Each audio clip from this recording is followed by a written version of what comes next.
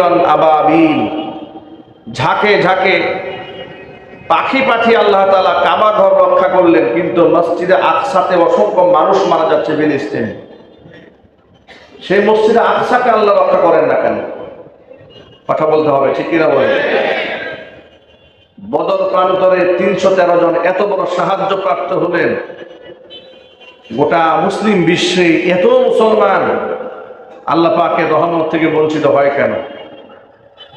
যে 313 জনকে আল্লাহ পাক সাহায্য করেছিলেন, সে আল্লাহ পাক এখনো আছেন না?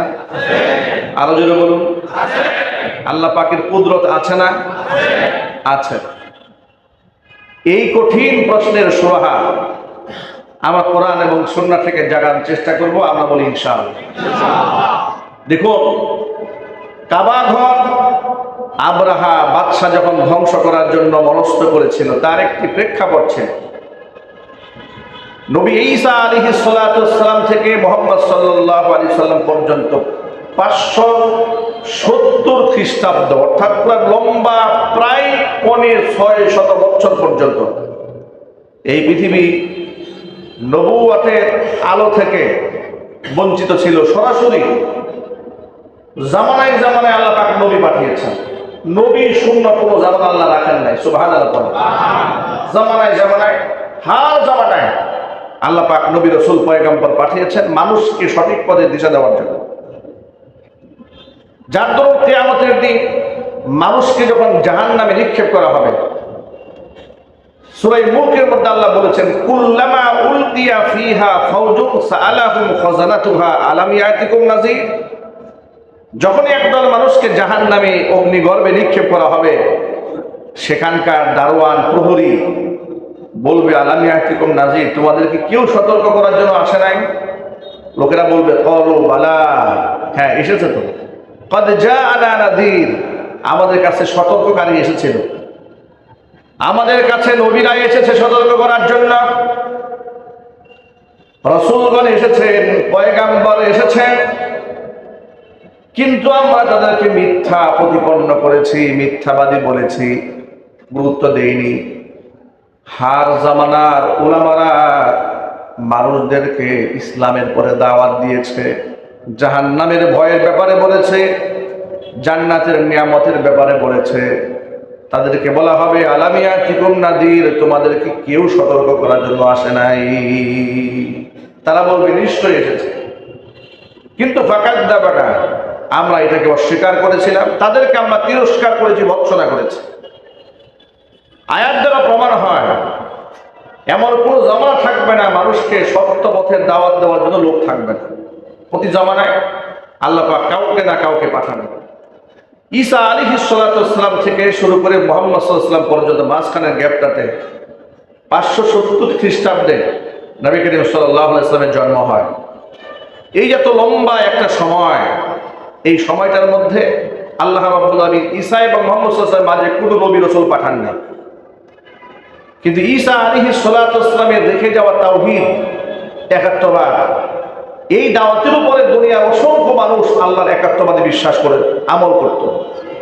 তারা ঈসাই ধর্ম পালন করতেন, কারণ ঈসা আলাইহিস সালাতু ওয়াস সালামও এক আল্লাহর ইবাদতের কথাই বলেছেন। জোরে বলেন আল্লাহু আকবার।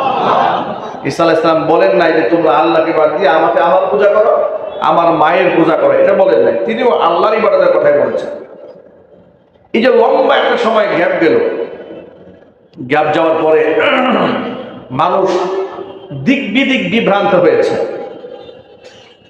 মানুষ এতটা বিভ্রান্ত হয়েছে যে কাবা ঘর, যে কাবা ঘরটা নির্মাণই করা হয়েছিল হেদায়েতের একটা নিদর্শন হিসেবে, পৃথিবীর প্রথম জমিনে প্রথম ঘর, ইন্না আউওয়ালা বাইতির বুদিআ লিন-নাসি লাল্লাযী বিবাক্কাতা মুবারাকান ওয়া হুদাল লিল আলামিন। কাবা ঘরটা একদিক থেকে বরকতপূর্ণ, আবার আরেক দিক থেকে মানুষকে সঠিক পথে দিশা দেয় এই কাবা ঘর।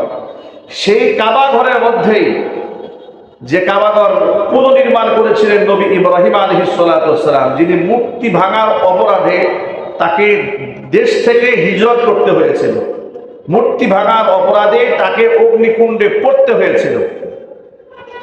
মানুষ মূর্খতার কারণে সেই নবী ইব্রাহিম আলাইহিস সালাতু ওয়াস সালামের মূর্তি বানিয়ে তারা কাবাঘরের মধ্যে ঢুকাই যাচ্ছে। যিনি মূর্তি ভাঙার অপরাধে এলাকা ছাড়লেন, লোকেরা তার মূর্তি বানায় কাবা ঘরে ঢুকায় রাখে। কাবা ঘর তারা এই যে কাপড় চোপড় আমরা পরেছি, আমাদের হেরামের কাপড় পরে কাবা ঘর তোয়াফ করি, ঠিক না ভাই? শয়তান বোঝালো এই কাপড় পরে তোমরা ব্যবসা বাণিজ্য করো, মিথ্যা কথা বলো, এই কাপড় পরে তোমরা স্ত্রী সহবাস করো, যে কাপড় পরে তোমরা এত এত কাজ করো, ওই নাপাক কাপড় পরে আল্লাহর সামনে তোমরা কেমনে দাঁড়াইবে? সুতরাং নিরাপদ পদ্ধতি হচ্ছে কাপড় চোপড় খুলে একেবারে জন্ম দিবসের ড্রেস পরে আল্লাহর সামনে খাড়ায় যাবে। নাউজুবিল্লাহ বলবেন না ভাই? এটা জিহালাত বলে, মূর্খতা। মানে অযৌক্তিক কাজগুলাকে শয়তান যৌক্তিক বানিয়ে দিয়েছে, অসুন্দর কাজগুলাকে শয়তান সাজিয়ে গুজিয়ে সুন্দর বানিয়ে দিয়েছে। শয়তানের সেই ক্ষমতা আছে না নাই? অসুন্দর কাজকে, অশুভ কাজকে শুভ বানায়, অসুন্দরকে সুন্দরভাবে মানুষের সামনে উপস্থাপন করে। তার একটা এক্সাম্পল আপনাদেরকে দেই।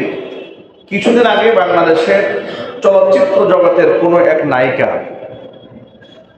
নামধাম খ্যাত ওই রকম নাই, কিন্তু খুব আলোচিত হয়েছে, একটা কুখ্যাত একটা ঘটনা ঘটিয়ে দিয়েছে। সে কি করেছে? সে বলেছে যে আমি বিবাহ করার আগে 1 বছর আমার স্বামীর সাথে আমি লিভ টুগেদার করেছি, বিবাহ বহির্ভূত ভাবে। লিভ টুগেদার কাকে বলে এটা আপনারা অনেকেই, মুরব্বী যারা, অনেকেই বুঝবেন না। লিভ টুগেদার হচ্ছে বিবাহ বহির্ভূত ভাবে স্বামী স্ত্রী সুলভ, একেবারে স্বামী স্ত্রী যেভাবে ঘর সংসার করে এক ছাদের নিচে, ঠিক ওইভাবে এক ছাদের নিচে ঘর সংসার করে, বিবাহ ছাড়া। 1 বছর পরিমাণ এইভাবে স্বামী স্ত্রী থাকার পরে তারা মনের সাথে বোঝা পরামর্শ করে যে উনাকে বিবাহ করলে সংসারটা টিকবে কিনা।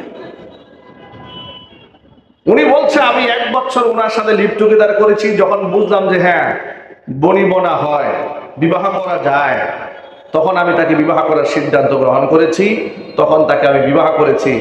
ঘৃণার সাথে বলেন নাউজুবিল্লাহ। একথা বলার সময় তিনি আবার বলছেন যে প্রথম এই ব্যাপারে আমার বাবা মা, আত্মীয় স্বজন, তারা আমাকে এটাকে খুব বাজেভাবে দেখেছে, খারাপ দেখেছে, কিন্তু এক সময় তারা স্বাভাবিকভাবে মেনে নিয়েছে। আর এটা এক সময় দেশের মধ্যে স্বাভাবিক হয়ে যাবে, লিপ্ত হয়ে যাবে, উনি বলতেছেন। এই কথা বলার কারণে হাইকোর্ট থেকে তার ব্যাপারে নোটিশ জারি করা হয়েছে, রুল জারি করা হয়েছে, তিনি যেন নিঃশব্দ ক্ষমা প্রার্থনা করেন এই ব্যাপারে। কারণ এই দেশে সে লিভ টুগেদারের কথা বলে একদিক থেকে ধর্মীয় কালচারের উপর আঘাত এনেছে, বাংলাদেশের সাধারণ মানুষের যে সংস্কৃতি, সেই সংস্কৃতির মধ্যেও সে আঘাত এনেছে। একটা মানুষ যদি হিন্দুও হয়, বৌদ্ধও হয়, খ্রিস্টানও হয়, এরপরেও তারা বিবাহ বহির্ভূত সংসার করে না। কথা বলেন ঠিক কিনা? তাহলে সে যে কাজটা করেছে এটা আমাদের দেশের কালচারের সাথে যায় না। এই কালচারটা পশ্চিমাদের সাথে যায়, যেখানে ফ্রি মিক্সিং চলে, বিবাহ বহির্ভূত অবৈধ জিনা ব্যভিচার চলে, ওই সমস্ত দেশে চলে। কিন্তু ওই দেশের এই নিকৃষ্ট কালচারটা বাংলাদেশে এনেছে, এবং সে বলল এটা খুব একটা মজাদার ব্যাপার, বিবাহ ছাড়া একসাথে সংসার করা নাকি খুব মজার ব্যাপার। নাউজুবিল্লাহ জোরে বলেন। আমি অপ্রাসঙ্গিক হলে কথাটা বলে দিলাম, আল্লাহ তাআলা যেন এই ধরনের জিনা ব্যভিচার থেকে আমার ভাইদেরকে হেফাজত করে। শয়তান মাঝে মাঝে খারাপ কাজকে মানুষের সামনে যৌক্তিকভাবে সুন্দরভাবে উপস্থাপন করে। ১৫০০ বছর পূর্বের কথা, জাহিলি যুগে এইভাবে শয়তান মানুষদেরকে বিভ্রান্ত করেছিল যে কাবা ঘর তোমাদের পিতা ইব্রাহিম আলাইহিস সালাতু ওয়াস সালাম বানিয়েছিলেন, ওই কাবা ঘর তোমরা তোয়াফ করতে যাবে, যেই কাপড় পরে তোমরা ব্যবসা করো ওই কাপড় পরে তো আর যাওয়া যাবে না, কারণ ওই কথা, ওই পোশাক পরে তোমরা মিথ্যা কথা বলেছো।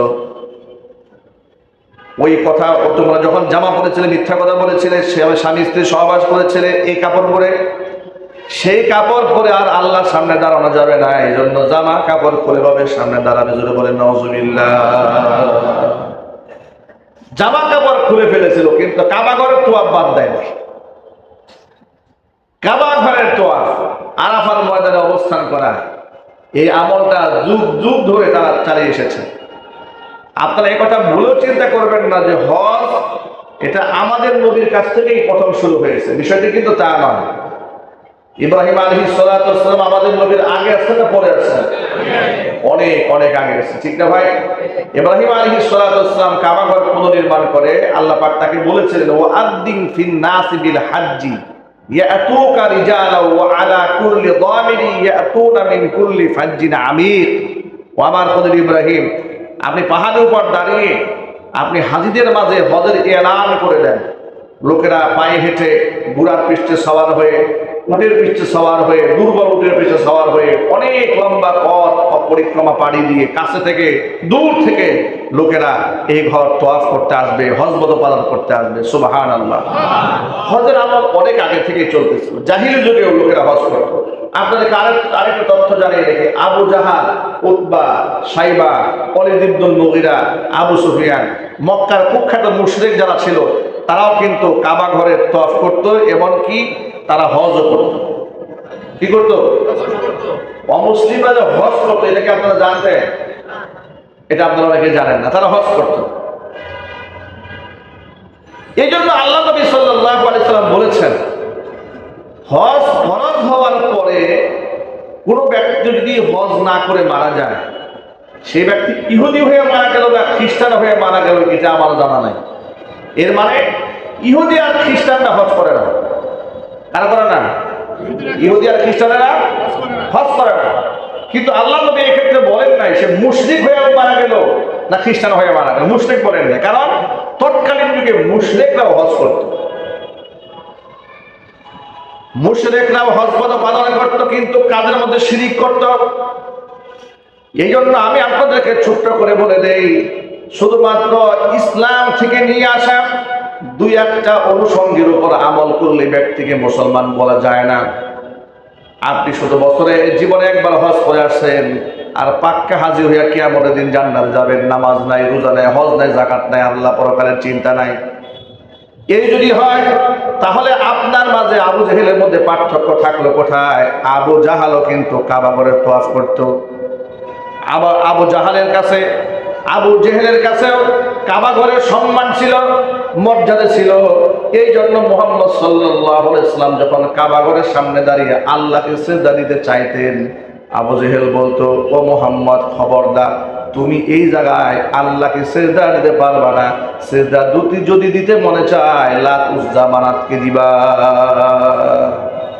কাবা ঘরের সম্মানটা এটা জাহিলি যুগেও ছিল। যুগ যুগ ধরে কাবা ঘরের দায়িত্বে কুরাইশ বংশের লোকরা দায়িত্ব পালন করেছে। নবী করিম সাল্লাল্লাহু আলাইহি ওয়াসাল্লামের বাচ্চা চাচা, দাদারা, পরদাদারা, তারাই এই কাবা ঘরের দায়িত্ব পালন করেছে। হজের মৌসুমে তারা হাজিদেরকে পানি পান করাইতো। তারা নিজেদেরকে খুব সৌভাগ্যবান এবং মর্যাদাপূর্ণ মনে করত হজ মতো পালন করার জন্য যারা এসেছে তাদের খিদমত করতে পেরে। তো কাবা ঘরের হজের কার্যক্রমটা আল্লাহর নবী দুনিয়াতে আসার আগে থেকেও চলমান ছিল। এ কথা বোঝা পারত না, এতগুলো কথা বললাম। কাবা ঘরে তওয়াফ করার জন্য, হজ করার জন্য পৃথিবীর বিভিন্ন দেশ থেকে লোকেরা মক্কায় গিয়ে জমা হয়। বাদশাহ আবরাহা, সে ছিল বাদশাহ হাবশার বাদশাহ, যিনি নাজ্জাশী। নাজ্জাশী নিজের পক্ষ থেকে নিয়োগপ্রাপ্ত ইয়ামানের গভর্নর। ইয়ামানের নাম শুনেন নাই? ইয়ামান যে দেশ আছে সৌদি আরবের পাশে, ওই ইয়ামানের গভর্নর ছিল বাদশাহ আবরাহা। তিনি নাজ্জাশীর পক্ষ থেকে নিয়োগপ্রাপ্ত একজন গভর্নর ছিলেন, কিন্তু খুব দাপটশালী বাদশাহ ছিলেন। ওই বাদশাহ মনে মনে চিন্তা করলো, ইয়ামানের বাদশাহ আবরাহা, সারা দুনিয়া থেকে লোকেরা মক্কায় যায় কাবা ঘর তওয়াফ করতে, হজ পালন করতে, কেন? সেখানে একটা কাবা ঘর আছে। তো সে ছিল খ্রিস্টান, মনে মনে ভাবলো, সে একটা সংকল্প আঁকলো, আমি তা আমার রাজধানী সানাআতে, ইয়ামানের রাজধানী সানাআতে এমন একটা গির্জা নির্মাণ করব আর গোটা দুনিয়ার মধ্যে ঘোষণা করে দেব, লোকেরা যেন কাবা ঘরের তওয়াফে না গিয়া আমার এই সানা গির্জায় চলে আসে। নাউজুবিল্লাহ। তাহলে কাবা ঘরের জনপ্রিয়তা কমে যাবে আর আমার গির্জার নাম বেড়ে যাবে। এই নিয়তে সে বিরাট একটা গির্জা নির্মাণ করলো সানা শহরে। নির্মাণ করার পরে ঘোষণা করলো যে এখন থেকে আর মক্কায় যাওয়ার কোনো প্রয়োজন নাই, এখন থেকে সব চলে আসবে আমার গির্জায়। এই এলানটা শোনার পরে ওই ইয়ামানে মুসলিম জনসংখ্যা কিছু লোকজন বসবাস করত, তারা ছিল বনু কিনানা গোত্রের লোকেরা। এই বনু কিনানা গোত্রের লোকেরা যখন দেখলো যে কাবা ঘরের বিকল্প একটা গির্জা বানায়া বাদশা সেদিকে মানুষদেরকে ডাকতেছে, তখন তারা প্রতিশোধ নেওয়ার জন্য রাতের আধারে তারা সেই গির্জার মধ্যে ঢুকে পায়খানা করে দিয়েছে। কোনো কোনো বর্ণনার মধ্যে এসে তারা নিজেরা পায়খানা করেছে, কোনো কোনো বর্ণনার মধ্যে এসেছে তাফসীরের বিভিন্ন জায়গা থেকে ময়লা টয়লা সংগ্রহ করে ওই ঘরের মধ্যে ঢুকে আসছে, যাতে করে তাকে চ্যালেঞ্জ করতে পারে যে তুমি কিসের তোমার ঘরের মানুষকে ঘরের দিকে ডাকতেছ, তোমার ঘরের নিরাপত্তা তোমার নিজেরাই নিতে পারো না, আর তোমরা এই পচা ঘর নিয়ে আসছো কাবা ঘরের সাথে তুলনা করতে। কাবাটা তো আল্লাহর ঘর। কার ঘর? আল্লাহ পাকের ঘর। রাতের আধারে বনু কিনানা গোত্রের লোকেরা যখন ইয়ামানের সানাতে ওই বাদশার তৈরি গির্জার মধ্যে পায়খানা করে সেখান থেকে বিদায় নিল, সকালবেলা বাদশার কানে আওয়াজ গেল, নালিশ গেল, বাদশার কানে আওয়াজ গেল, আপনার গির্জা তো শেষ করে দিয়েছে, আপনি যাকে কাবা ঘরের বিকল্প বানিয়েছিলেন আপনার ঘরের মধ্যে মানুষ কি করে আসবে? আপনি একটু চিন্তা করেন যে ঘরের সম্মান আপনি নিজেই রক্ষা করতে পারেন না, এমন নাপাক জায়গার মধ্যে মানুষ তো ইবাদত করতে আসবে না। বাদশা গিয়ে দেখলো সর্বনাশ হয়ে গেছে, আসলে একেবারে পায়খানা টায়খানা করে ময়লা দিয়ে ভরে ফেলেছে।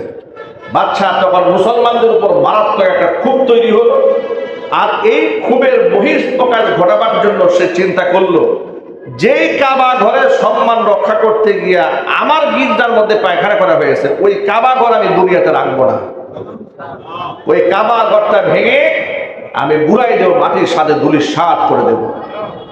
তখন সেই 60,000 সৈন্য সামন্তের বিরাট এক বাহিনী নিয়ে, অস্ত্র শস্ত্রে সজ্জিত বাহিনী নিয়ে কাবা ঘর ধ্বংস করার জন্য রওনা হয়েছে। সাথে ছিল বেশ কিছু হাতি। তাফসীর কিতাবের মধ্যে এসেছে হাতির সংখ্যা ছিল 9টি, কোনো কোনো বর্ণনার মধ্যে এসেছে 13টি। 13টা হাতি নিয়ে কাবা ঘর ধ্বংস করতে রওনা হয়েছে। আর সৈন্য সংখ্যা হচ্ছে 60,000। প্রত্যেকের হাতে আছে অস্ত্র, তলোয়ার, তীর এবং ঘোড়া আছে।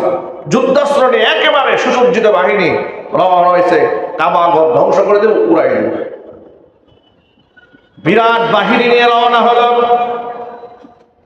রওনা হওয়ার পরে লম্বা পথ পরিক্রমা পাড়ি দেওয়ার পরে যখন তারা হারামের সীমানার মধ্যে ঢুকেছে, মিনা এবং মুজদালিফার মধ্যবর্তী একটা জায়গা আছে, জায়গার নাম হচ্ছে ওয়াদিয়ে মুহাসসার।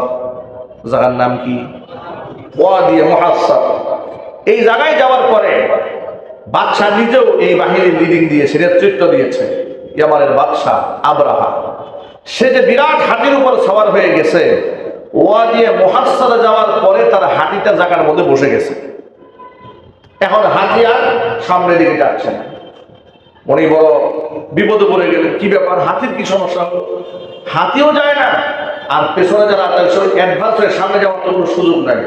আগে তো লিডার যাবে, এরপর অন্যরা যাবে। হাতি বসে গেছে, পিছনে সব হাতি বসে পড়েছে। হাতি যখন বসে পড়েছে, ঘোড়া ঘোড়া একটা সামনে বাড়ার সবগুলো সোজা দাঁড়ায় আছে। বাদশাহ আবরাহা দেখলো হাতি কোনোভাবে সামনে যায় না। এলাকায় গিয়ে আগে কাবা ঘরের দায়িত্বে কি আছে এলাকার মানুষদেরকে ডাকলেন, এলাকার লোকদেরকে জিজ্ঞেস করলেন এই এলাকার নেতাকে, লিডারকে। বলে এলাকার লিডারের নাম হচ্ছে Abu Taleb, Abdul Muttalib. Abdul Muttalib কেন?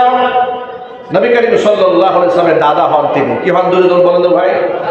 রাসূলের দাদা। তিনি এই কাবা ঘরের মোটামুটি দেখ ভালো করে তাকে ডাকা হলো। আব্দুল মুত্তালিবের চেহারার মধ্যে একটা রূপ ছিল, আভিজাত্য ছিল, বংশীয় আভিজাত্য। গায়ের পোশাক আশাক খুব দামি ছিল না, গরিব মানুষ, কিন্তু বংশ মর্যাদার কারণে একটা আভিজাত্য ছিল। আবরাহার সামনে যখন নবী করিম সাল্লাল্লাহু আলাইহি ওয়াসাল্লামের দাদা আসলেন, তখন রাসূলের জন্ম হয় নাই। ওই বছর রাসূলের জন্ম হয় নাই। ওই সময় রাসূল পাক সাল্লাল্লাহু আলাইহি ওয়াসাল্লামের জন্মে 55 দিন পূর্বে ঘটনা। এই ঘটনা নেই। আল্লাহ নবী সাল্লাল্লাহু আলাইহি ওয়াসাল্লাম তখন মায়ের গর্ভে। হুজুর তখন কোথায়? সবাই জুড়ে বলেন, হুজুর কোথায় তখন? তখন তিনি মা আমিনার গর্ভে।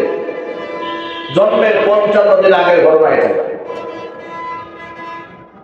আব্দুল মুত্তালিবকে সামনে আনা হলো। আব্দুল মুত্তালিবের সুন্দর চেহারা দেখে, আকার আকৃতি দেখে ইয়ামানের বাদশাহ আবরাহা নিজের সিংহাসন ছেড়ে সে মাটিতে চলে আসলো, সম্মান দিল। সম্মান দিয়ে জিজ্ঞেস করলো, এই কাবা ঘরের দায়িত্ব কে পালন করে? বলে আমি পালন করি। তা আপনি পালন করেন? বলে হ্যাঁ। যে আমি যে আমার সৈন্য সামন্ত নিয়ে আসছি এটাকে ধ্বংস করার জন্য, এটাকে আপনি জানেন? বলে হ্যাঁ আমি জানি। তা আপনি জানার পরেও আপনি কি পদক্ষেপ গ্রহণ করেছেন? খালি মাঠে কি মারামারি করা যায়? এতগুলো মানুষ আসছে, 60,000 বাহিনী আসছে, আইসা দেখে একজন লোক নেই মারামারি করার জন্য। কি মজা আছে? কোনো কথা বুঝে নেই আপনারা? মনে করেন 60,000 লোক আছে, অস্ত্র শস্ত্রে মারামারি করতে, যুদ্ধ করতে আসছে, এসে দেখে তাদের বিপক্ষে দাঁড়াবার জন্য একজন মানুষও নাই। এই যুদ্ধে কোনো মজা আছে? মজা নাই। তা আব্দুল মুত্তালিবকে ডেকে বলছে, আচ্ছা আমি তো আসছি এটাকে ধ্বংস করার জন্য, আপনার কোনো বক্তব্য আছে? বলে হ্যাঁ আছে। কি বক্তব্য আপনার? আমার বক্তব্য হচ্ছে যে আপনার সৈন্য সামন্তরা এসে প্রথমে যে কাজগুলা করেছে, ওই টাউন ভূমিতে মরুপালের মধ্যে আমার কিছু ভেড়া, বকরি, দুম্বা এগুলো ছিল, ছাগল টাগল ছিল, আপনার সৈন্য সামন্ত সবগুলো ছাগল নিয়ে গেছে। আমার দাবি হচ্ছে যে সমস্ত ছাগলগুলা নিয়ে গেছে, ভেড়াগুলা নিয়ে গেছে, আমার ফেরত দেন। এটা শুনে আব্রাহার মেজাজ আরো খারাপ হয়ে গেছে। আমি তো আপনাকে শিক্ষিত জ্ঞানী মনে করেছিলাম, এই জন্য আমি সিংহাসন ছেড়ে নিচে আসছি, কিন্তু আপনার মাথায় তো গোবর ছাড়া কিছু নাই। কিন্তু বুঝতে পারে নাই, আপনি কাবা ঘরের মোতাবাল নিয়ে আমি আসছি কাবা ঘর ভাঙতে, আপনি একবারও কাবা ঘরে কথা কিছু বললেন না, আমাকে অনুরোধ করলেন না যে আপনি ভাঙবেন না, আইসেন না সামনের দিকে। এটা না বলে আপনি আমাকে ছাগল চাচ্ছেন, কাবা ঘরের চাইতে কি আপনার কাছে ছাগলের গুরুত্ব বেশি হয়ে গেল? আব্দুল মুত্তালিব জবাব দিয়ে বলছেন, বাদশা শোনেন, কাবা ঘরের একজন মালিক আছে, কাবা ঘর রক্ষণাবেক্ষণ করার জন্য শক্তিশালী কোনো প্রটেস্ট করার মতো মুসলিম বাহিনী নাই, কিন্তু কাবা ঘরের একজন মালিক আছে। এই ছাগলগুলা যেগুলো আপনার লোকেরা ধরে নিয়ে গেছে, ছাগলগুলার মালিক আমি, এই জন্য আমি ছাগলটা চেয়েছি। ছাগলগুলো রক্ষা করার দায়িত্ব আমার, যেহেতু ছাগলের মালিক আমি, কিন্তু কাবা ঘর রক্ষা করার দায়িত্ব আমার নয়, কারণ কাবা ঘরের মালিক আমি নই, কাবা ঘরের একজন মালিক আছে। আমি সেই জায়গায় 2 রাকাত নামাজ পড়ে আমি কাবা ঘরের মালিকের কাছে কাবা ঘরটাকে হস্তান্তর করে দিয়ে এসেছি। আল্লাহু সুবহানাল্লাহ। কাবা ঘরের মালিক আমি নই, ছাগলের মালিক আমি। ছাগলের মালিক আমি, ছাগল চেয়েছি, ছাগল করে দিয়ে দেন। আপনার সাথে আমাদের কোনো দর কষাকষি করে মারামারি নাই, আমি এখান থেকে সারেন্ডার হয়ে চলে যাচ্ছি। আর কাবা ঘরের মালিক কাবা ঘরের দায়িত্ব গ্রহণ করেছে। এবার আপনারা মালিকের কাছ থেকে কিভাবে কাবা ঘর উদ্ধার করে নিয়ে যাবেন আর কেমনে কি করবেন, সে দায়িত্ব আপনাদের হাতে। আল্লাহু আকবার বলেন। কাবা ঘরের মালিক কে? চিৎকার দিয়ে বলুন, মালিক কে? এ কথা শুনে বাদশা মুস্কি হাসলো, কি বেকুব মানুষ, এত বড় ঘরের দায়িত্ব পালন করে এরকম মোটা মাথা নিয়ে ছাগলগুলো চাইছে আমার কাছে, কাবা ঘরের ব্যাপারে কোনো অনুরোধ করলো না, ছাগলগুলো সব ফেরত দিয়েছে। আর এই দিক থেকে আব্দুল মুত্তালিব তার পরিবারের সদস্য এবং এলাকাবাসী, মহল্লায় যারা বসবাস করে তাদের সকলকে বলেছে, তোমরা এই কাবা ঘরের চত্বর তোমরা ছেড়ে দাও, বাড়িঘর সব ছাড়ো, পাহাড়ের গুহায় গিয়ে আশ্রয় গ্রহণ করো। কাবা ঘর ধ্বংস করতে আসতেছে, নিশ্চয় কাবার মালিক এদেরকে খালি হাতে ফেরত দেবে না। সুবহানাল্লাহ বলেন। কাবা ঘরের মালিক এদের জন্য মেহমানদারি রাখছেন, তোমরা পাহাড়ের গুহায় গিয়ে আশ্রয় গ্রহণ করো। নারী, পুরুষ, আবার বৃদ্ধা, বনিতা যেগুলো ছিল সংখ্যায় একবারে সীমিত, সবগুলাই গুহার মধ্যে ঢুকেছে, আশ্রয় গ্রহণ করেছে, পুরো কাবা চত্বর ফাঁকা করে দিয়েছে। এখন ওই যে ওয়াদিয়ে মুহাসসারে আপনার ফিল্ড হাতি দাঁড়ায় গেল, এই হাতি আর যাচ্ছে না, কোনো কমে যাচ্ছে না। হাতিকে ছজরে আঘাত করা হলো, তাও যাচ্ছে না। যদি পেছনে চলতে বলা হয়, হাতি উঠে দৌড় দিচ্ছে, ডানে বামে চলতে বলা হয়, দৌড় দেয়, কিন্তু কাবার দিকে যায় না। হাতি কোনোভাবে আগাচ্ছে না সামনের দিকে। বাদশা যখন বারবার চেষ্টা করছিল বাহিনীকে সামনের দিকে আগাই দিতে, ঠিক ওই মুহূর্তে আকাশের দিকে তাকায় দেখে গোটা আকাশ মেঘাচ্ছন্ন হয়েছে, একেবারে আকাশ কালো হয়ে আসতেছে, মনে হচ্ছে মেঘ বৃষ্টি বর্ষণ করবে, কিন্তু সেগুলা মেঘ নয়। কোরআনে মাজিদের মধ্যে আল্লাহ বলেছেন, ألم تر كيف فعل ربك بأصحاب الفيل ألم يجعل كيدهم في تضليل وأرسل عليهم طيرا أبابيل ترميهم بحجارة من سجيل فجعلهم كعصف مأكول আল্লাহ পাক বলেন আলাম তারা নবী আপনি দেখেননি কাইফা ফাআলা রাব্বুকা বিআসহাবিল ফিল হস্তি বাহিনীর সাথে আপনার রব আমি আল্লাহ কি মুআমালা না করেছিলাম আলাম ইয়াজআল কাইদাহুম ফি তাদলিল তাদের সমস্ত চক্রান্তগুলোকে আমি ধূলিসাৎ করে দেইনি ওয়া আরসালা আলাইহিম তায়রান আবাবিল তাদের উপর আমি ঝাঁকে ঝাঁকে পাখি পাঠিয়েছিলাম ছোট্ট ছোট্ট পাখি সংখ্যায় তারা এতটাই বেশি ছিল এক ঝাঁক যখন এসেছে আকাশ পানে লোকেরা তাকায় দেখেছে মনে হচ্ছে মেঘ বর্ষিত হচ্ছে অন্ধকার কালো ছায়া হয়ে গিয়েছিল তারা ছোট্ট ছোট্ট পাখিগুলা ডান পায়ে ছোট্ট একটা কঙ্কর বাম পায়ে ছোট্ট একটা কঙ্কর সেই কঙ্করটা হাদিসের মধ্যে এসেছে একবারে বুটের দানা পরিমাণ ছোট্ট এই কঙ্কর ঠোঁটের মধ্যে একটি দুই পায়ে দুইটি এক একটি পাখির কাছে আল্লাহ প্রদত্ত তিনটা করে ছোট্ট ছোট্ট কঙ্কর তারা শুধু উপর থেকে ছেড়ে দিচ্ছিল কিন্তু এই ছোট্ট কঙ্কর এতটাই মারাত্মক এতটাই বিষাক্ত এতটাই ভাইরাসে পরিপূর্ণ গায়ে যেখানে লাগতেছিল সাথে সাথে গুস্ত চামড়া সব খসে পড়তেছিল যে হাতির উপর পড়েছে হাতির নাড়ি ভুঁড়ি ছিদ্র হয়ে জমির পর্যন্ত দেবে গিয়েছে যে সন্ধ্যের মাথার উপর পড়েছে গোটা মাথা পেট নাড়ি ভুঁড়ি ছিদ্র হয়ে জমিনের মধ্যে পড়ে যাচ্ছে বৃষ্টির মতো এগুলো যখন পড়ছে ৬০,০০০ সৈন্য সামন্ত পাগলের মতো দিক বিদিক দৌড়াচ্ছে অবস্থা এমন হয়েছে যার গায়ে সামান্য খালি কম করে একটা ঘষা লেগেছে ঘষা লাগা মাত্র গুস্তগুলা পচে রক্ত বের হয়ে যাচ্ছে মুহূর্তের মধ্যে এই দৃশ্য দেখে বাদশা আমরাহাত নিজে পাগল হয়ে গেল সে জান বাঁচাবার জন্য আত্মসুরক্ষার জন্য দৌড় ইয়ামানের দিকে রওনা হয়েছে কিন্তু কপাল খারাপ রওনা তো ওখানে কাজ হবে না সাথে সাথে পাথরে কয়েকটা কম করে হাতে ডানে বামে লেগেছে অবস্থা এমন হয়েছে হাদিস শরীফের মধ্যে এসেছে সে দৌড়াতে দৌড়াতে ইয়ামানের কাছাকাছি আসার পরে ওই পাথরের আঘাতে সে এমন ভাবে আক্রান্ত হয়েছে নিজের নাড়ি বুড়ি ফেটে ব্রাস্ট হয়ে গেছে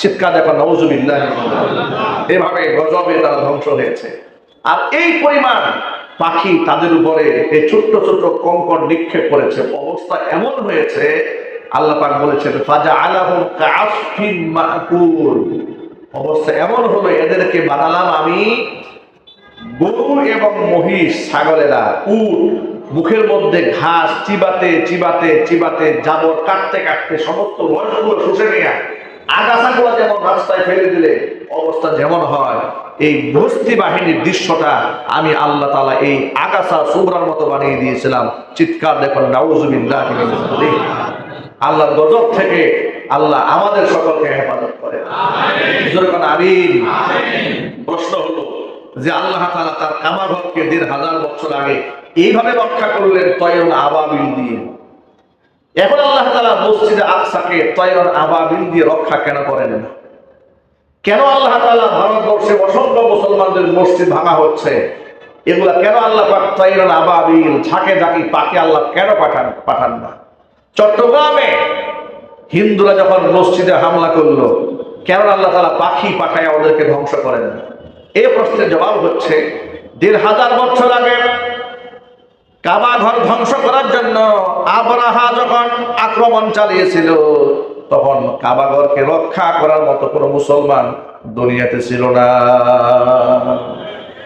উল্লেখযোগ্য মুসলমান না থাকার কারণে আল্লাহ তাআলা নিজের ঘর নিজে রক্ষা করেছেন আর বর্তমানে আল্লাহ তাআলা পাখি দিয়ে কেন রক্ষা করবেন মসজিদ আকসা কেন পাখি দিয়ে রক্ষা করবেন বাবরি মসজিদ কেন পাখি দিয়ে রক্ষা করবেন বাংলাদেশের চট্টগ্রামের মসজিদগুলো আল্লাহ পাক কেন রক্ষা করবেন গোটা দুনিয়ার মধ্যে বর্তমানে মুসলমানদের সংখ্যা প্রায় 200 কোটি। সুবহানাল্লাহ, আল্লাহু আকবার বলে। এই প্রায় 200 কোটি মুসলমানের দায়িত্ব কি? আপনারা বলেন, কি দায়িত্ব রয়েছে মুসলমানদের? আজকে যেখানে সিরিয়াতে মুসলমানরা না খেয়ে মরতেছে, যেখানে ফিলিস্তিনের মাটিতে প্রচন্ড শীতে, বৃষ্টিতে, অনাবৃষ্টিতে বিধ্বস্ত যুদ্ধ বিধ্বস্ত এলাকার মধ্যে মুসলমানদের কি নিদারুণ জীবনযাপন, যারা আপনারা বিশ্ব সম্পর্কে খবর রাখেন তারা আপনারা জানেন। সর্বশেষ একটা হসপিটাল ছিল গাজাতে, সেই হাসপাতালটাও ইসরায়েলের ইহুদিরা ভেঙে গুড়িয়ে দিয়েছে।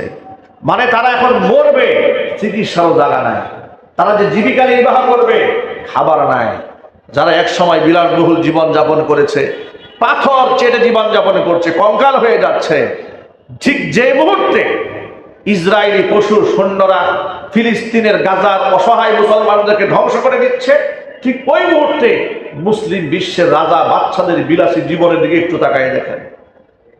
এই যে 31st নাইট উদযাপন হলো, 2025 উদযাপিত হলো, অবস্থা কেমন হয়েছে? দুবাইয়ের বুরুজ খলিফাতে কি বিশাল অনুষ্ঠান করা হয়েছে, কি লাইটিং, কি আতশবাজি। পৃথিবীর এখনো কোনো বিলাসিতা নাই যা ওরা করছে না। Billion, million, trillion, crore crore ডলারের মালিক হয়েছে তারা। এই সব সম্পদ কে দান করেছেন? আরব বিশ্বের মাটিতে আল্লাহ পাক এই সম্পদ দান করেছেন।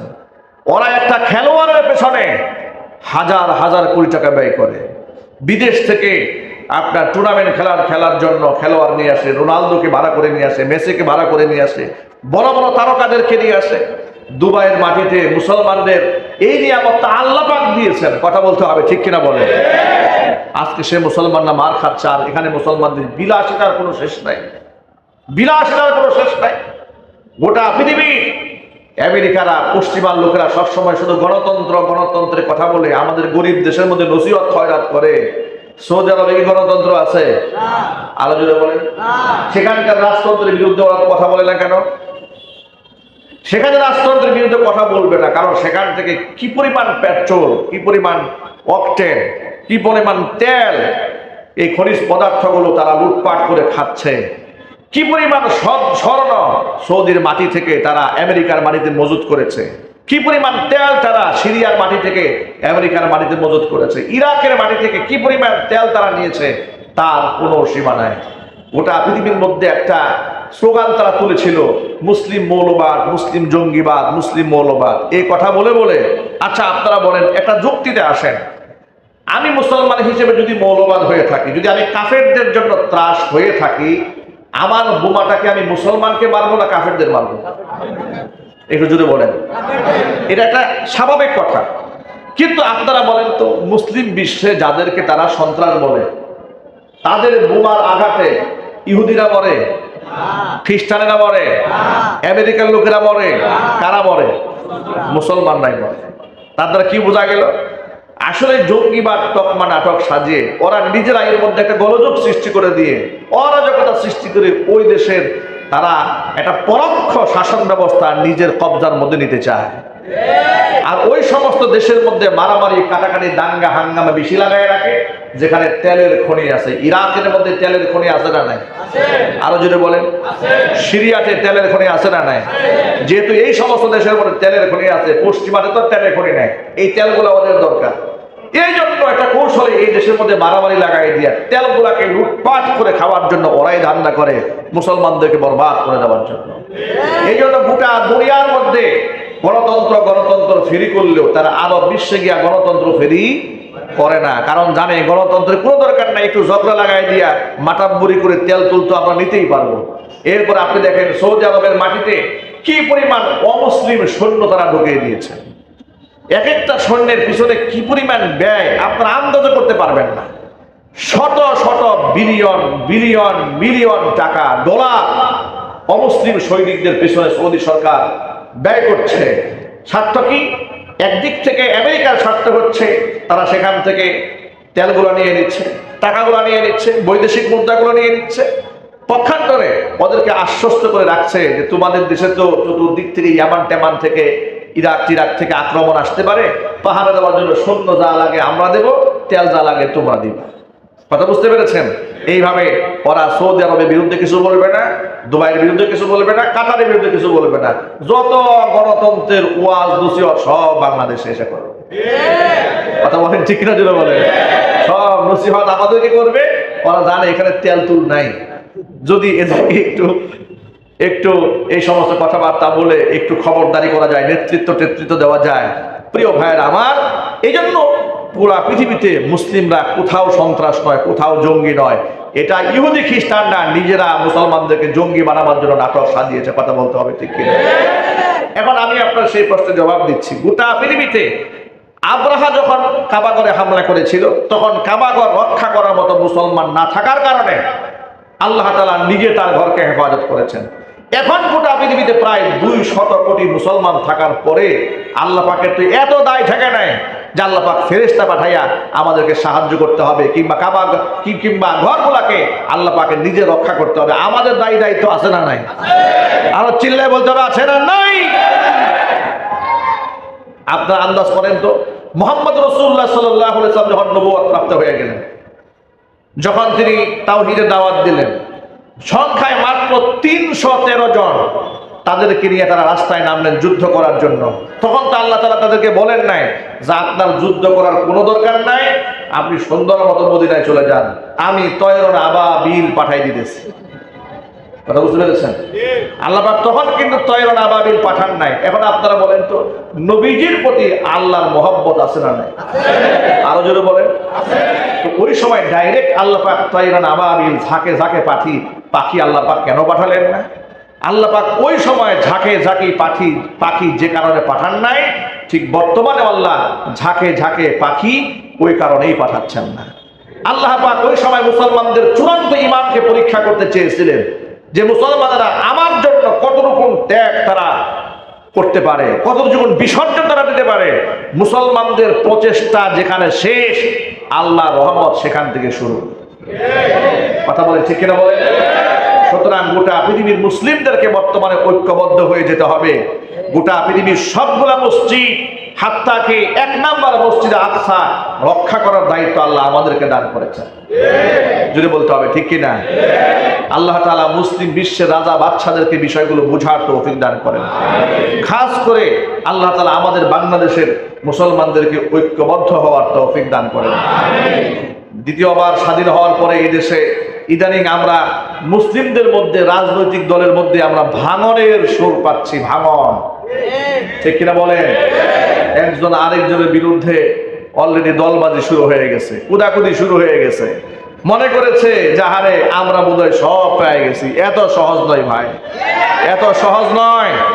বিভক্ত হবেন না, পিঠের চামড়া কিন্তু থাকবে না। বিভক্ত হবেন না, আলেম ওলামাদের সাথে দুশ্মনী তৈরি করবেন না, মৌলবাদ বলে আলেমদেরকে গালি দেবেন না। ওই 71-এর চেতনা ব্যবসা নিয়ে এই দেশে আর বাণিজ্য চলবে না। কথা বলতে হবে ঠিক কিনা বলেন? স্বৈরাচারের দূষররা এবং স্বৈরাচার নিজে বিগত 16 বছরে শুধু চেতনা বিক্রি করেছে, 71-এর চেতনা ফেরি করেছে।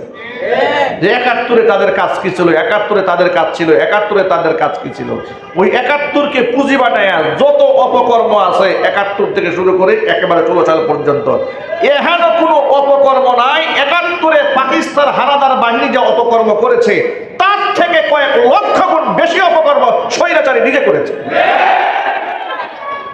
আবার সেটাকে টান কাট বানিয়ে গোটা দেশের মধ্যে আরেকটা বিভক্তি চলতেছে। আমরা মুসলিম ভাইদেরকে বলছি, এই দেশকে রক্ষা করার দায়িত্ব আমাদের সকলের। এদেশের মসজিদগুলাকে রক্ষা করার দায়িত্ব আমাদের সকলের। কথা বলেন। ভারত আমাদের বিরুদ্ধে চ্যালেঞ্জ গ্রহণ করেছে। কথা বলেন। ভারত আমাদেরকে দেখে নেওয়ার জন্য সে চ্যালেঞ্জ গ্রহণ করেছে। আপনাদের এই কথা ভুলে গেলে চলবে না। আমরাও ভারতকে বলতে চাই, আমরাও ইনশাআল্লাহ আপনাদের চ্যালেঞ্জ গ্রহণ করতে প্রস্তুত আছি। যদি এদেশের মুসলমানরা ঐক্যবদ্ধ থাকতে পারে তাহলে সেদিন বেশি দূরে নয়, আবারও সেই মসজিদ, বাবরি মসজিদ, যেখানে তারা জোরপূর্বক মসজিদ ভেঙে দিয়ে মন্দির নির্মাণ করেছে, ওই মন্দির ভেঙে দিয়ে আমরা একদিন আবার বাবরি মসজিদ নির্মাণ করব। রাজি আছেন কিনা? আপনারা দোহা দেখতে চান?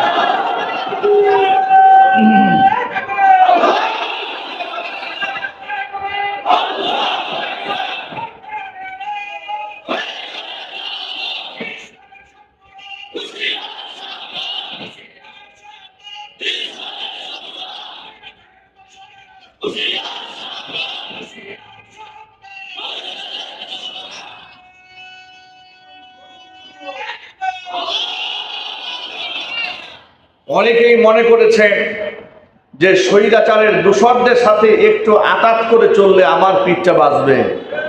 এত সহজ নয়। গোকরা সাপকে কোনোদিন বিশ্বাস করবেন না, সবল আপনাকে মারবেই মারবে। ঠিক কিনা জুড়ে বলেন? সতর্ক থাকেন। আল্লাহ তাআলা বুঝার তৌফিক দান করেন। বিস্তারিত বললাম না, শুধু ইশারায় বললাম। আল আকিলু তাকফিহিল ইশারা, জ্ঞানীরা ইশারায় যথেষ্ট। আল্লাহ তাআলা সামনের পদক্ষেপগুলো আমাদের সচেতনভাবে নেওয়ার তৌফিক দান করেন। জোরে কোন আল্লাহুম্মা আমিন। ওয়া আখিরু